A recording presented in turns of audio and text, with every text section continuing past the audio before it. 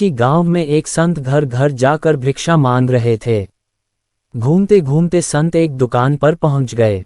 दुकानदार से भिक्षा मांगने के लिए संत उसके पास पहुंचे। दुकान में बहुत सारे छोटे बड़े डिब्बे रखे हुए थे। दुकान की सजावट बहुत अच्छी थी। संत उसकी दुकान देखकर बहुत प्रभावित हो गए। संत ने दुकानदार से पूछा कि भाई, तुमने इतने सारे डिब्बे में क्या क्या भर रखा है। दुकानदार ने जवाब दिया कि घर के लिए जरूरी सभी चीजें हैं, किराने का सामान है, मसाले और अन्य चीजें हैं। संत ने एक डिब्बे की ओर इशारा करते हुए पूछा कि भाई, उस डिब्बे में क्या है। दुकानदार ने कहा कि उसमें तो लाल मिर्च है।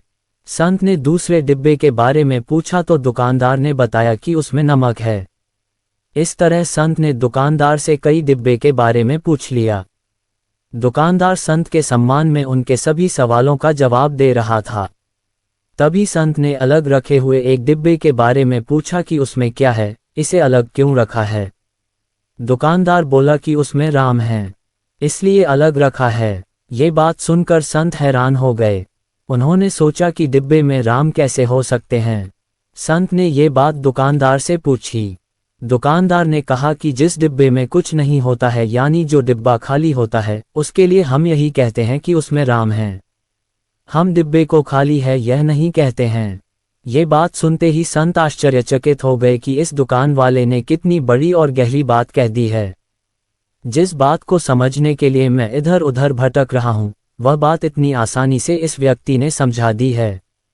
संत ने सोचा कि मैं तो भगवान की कृपा के लिए कब से भक्ति कर रहा हूँ, दर दर भटक रहा हूँ, लेकिन मैं बात नहीं समझ पा रहा था कि मुझे भगवान की कृपा क्यों नहीं मिल रही है। जब तक मेरे मन में बुराइयां हैं, मेरा मन फालतू बातों से भरा हुआ है, तब तक मुझे भगवान की कृपा नहीं मिल सकती। भक्ति का आनंद लेने के लिए सबसे पहले मुझे मेरे मन को खाली करना होगा, तभी उसमें भगवान आ सकेंगे। इस कहानी का संदेश ये है कि अधिकतर लोगों के मन में गुस्सा, लालच, मोह, घमंड, दूसरों के लिए जलन और गलत विचार जैसी बुराइयां हैं। तब तक हमारा मन भक्ति में लग ही नहीं पाएगा। भक्ति में मन लगाना चाहते हैं तो हमें सबसे पहले इन बुराइयों को खत्म करना होगा।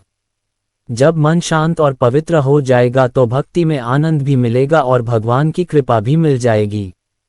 दोस्तों, कहानी अच्छी लगी हो तो एक लाइक कर देना और आपको हमारी ये कहानी कैसी लगी ये कमेंट करके ज़रूर बताएं और ऐसे ही कहानी सुनने के लिए हमारे चैनल को सब्सक्राइब जरूर करें। धन्यवाद।